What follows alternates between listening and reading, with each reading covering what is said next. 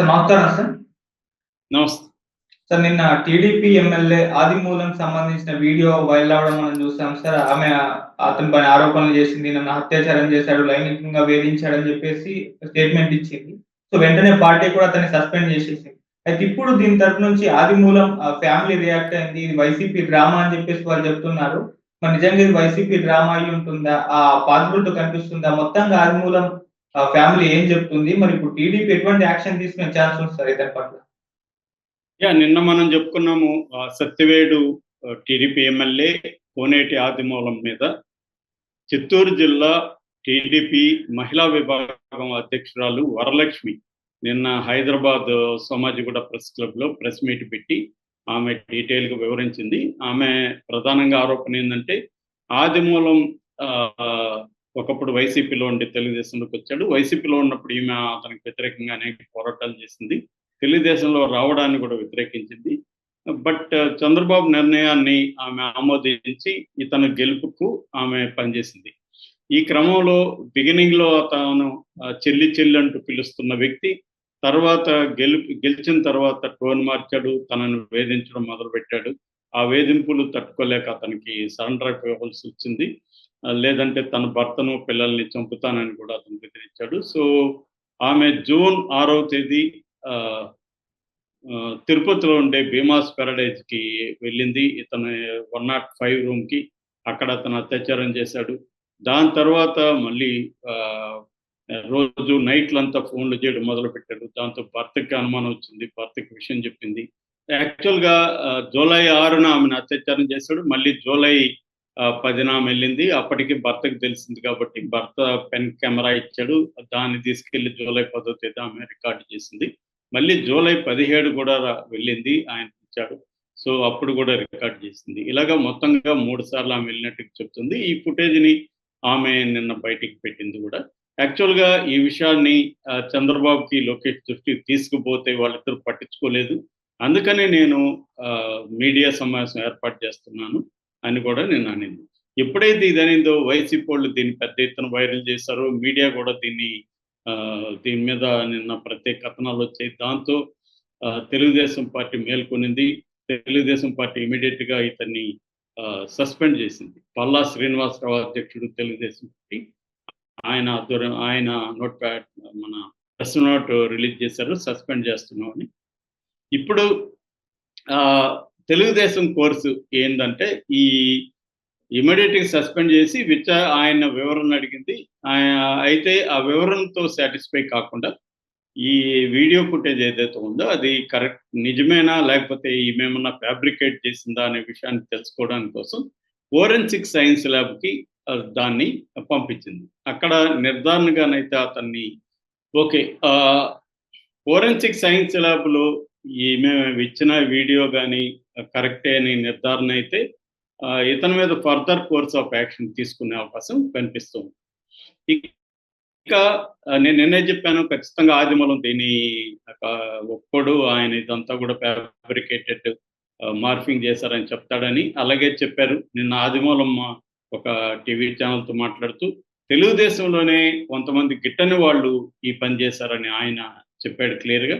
అయితే ఆదిమూలం భార్య గోవిందమ్మ, వాళ్ళ కొడుకు సుమన్, వాళ్ళ కూతుర్లు ప్రభా, శోభ, వాళ్ళ అల్లుడు కెనడి, వీళ్ళు 5 మంది నిన్న విడివిడిగా లేదా కలిసి మీడియాతో మాట్లాడారు. వీళ్ళలో కొంతమంది ఏం చెప్తున్నారంటే ఇది వైసీపీ వాళ్ళు చేసింది అని కూడా చెప్తున్నారు. ఎందుకంటే వైసీపీ నుంచి ఈయన తెలుగుదేశంలోకి వెళ్ళాడు కాబట్టి ఈమె వైసీపీ వాళ్ళతో కుమ్మక్కయింది అనేది చెప్తున్నారు. ఇంకొక ఆరోపణ గోవిందమ్మ ఏం చేసిందంటే ఈమె నామినేటెడ్ పదవుల కోసం ట్రై చేస్తుంది. అందుకనే ఈయన మీద ఇలా పెట్టి పాపులారిటీ సంపాదించుకుని బాధితురాలుగా చంద్రబాబు దగ్గర తెలుగుదేశం దగ్గర పదవి కొట్టడానికి ఈ పని చేస్తుంది అనేది. యాక్చువల్గా వీళ్ళ ఫ్యామిలీలో 2 వెర్షన్లు కనపడతాయి.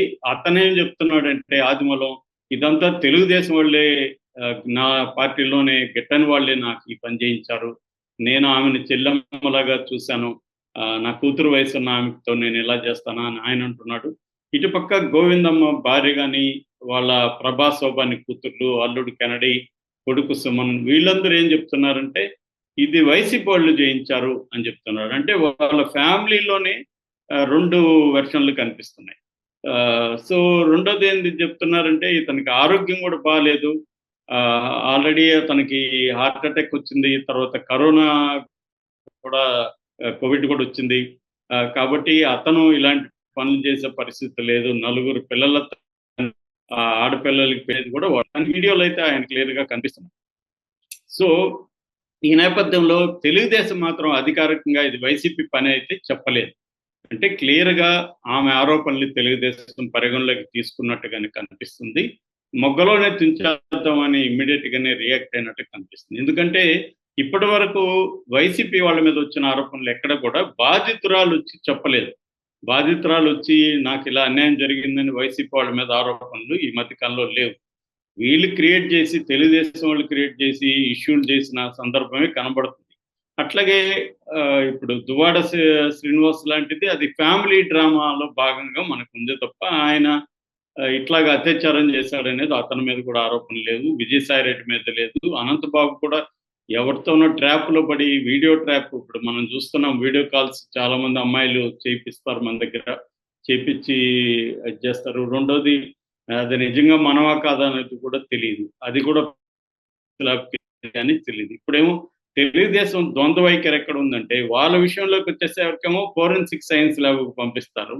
అదే వైసీపీ వాళ్ళది కూడా పంపించాలి కదా వాళ్ళు. పంపించే అధికారంలో ఉన్నారు కదా! మరి దాన్ని కూడా పంపించి నిర్ధారణ చేసుకున్నాక కదా వాళ్ళు మాట్లాడాలి. అదేమో అది జరగదు. సో ఇది ఇక్కడేందంటే ఆంధ్రప్రదేశ్‌లో ప్రతి విషయాన్ని పొలిటికల్‌గా చేయడం జరుగుతుంది. నిజంగా ఆమె చెప్పినట్టుగా గాని జరుగుంటే మాత్రం అతని మీద కేసు కూడా పెట్టి లీగల్‌గా చర్య తీసుకోవాలి. ఆహ్, ఎందుకంటే కేవలం పార్టీ నుంచి సస్పెన్షన్ అనేది కాదు కదా! అది రేప్ కిందకొస్తది. రేప్ కేసు అతని మీద పెట్టాలి. అత్యాచారం చేశాడని పెట్టాలి. మరి ఎందుకునో మహిళా సంఘాలు గాని, దళిత సంఘాలు గాని దీంట్లో ఎంటర్ కావట్లే. ఎందుకంటే అతను కూడా దళితుడే. ఇదే ఒక అప్పర్ కాస్ట్ ఒక దళిత ఏంటి ఈ పార్టీకి దళిత సంఘాలు పెద్ద ఎత్తున మాట్లాడేవి. దళితుడు కాబట్టి వాళ్ళు మాట్లాడడం లేదు. పైగా తెలుగుదేశం ఓన్లీ దళితుల మీదనే ఇటువంటి చర్యలు తీసుకుంటది. గతంలో చింతమనేని ఆయన చింతమనేని గాని లేకపోతే పరిటాల గాని, జేసీ ప్రభాకర్ రెడ్డి గాని, తర్వాత మంత్రి నారాయణ మీద కూడా వాళ్ళ మరదలే సాక్షాత్తు ఆరోపణలు చేసిన దాన్నేం పట్టించుకోలేదు. ఓన్లీ దళితుల మీద వీకర్ సెక్షన్ మీద మాత్రమే తెలుగుదేశం ప్రతాపం చూపిస్తుందనేది కూడా విమర్శలున్నాయి. దీంట్లో అనేక కోణాలైతే బయటకొస్తున్నాయి. ఈ అనేక కోణాల్ని తెలుగుదేశం పార్టీ ఎలా డీల్ చేసి దీంట్లో ఏం చర్యలు తీసుకుంటది? నిజంగా ఆదిమూలం తప్పు చేసుంటే మాత్రం అది గాని ప్రూవ్ అయితే మాత్రం అతని మీద కేసు కూడా పెట్టాలి. కానీ చాలామంది అనేదేందంటే ఊరికే ఇప్పుడు డైవర్ట్ చేయడానికి వాళ్ళు సస్పెన్షన్ డ్రామా ఆడుతున్నారు. ఎఫ్ఎస్ఎల్ డ్రామా ఆడుతున్నారు. రేపు ఎఫ్ఎస్ఎల్ ఇదంతా ఏమి తేలదు. బయటికేమి రాదది. ఇది అలాగే సైలెంట్ అయిపోతుంది. ఇప్పుడు సైలెంట్ చేయడానికి మేము చూడు ఎంత నిష్పక్షపాతంగా ఉన్నామని చెప్పుకోవడానికి తప్ప అంతకంటే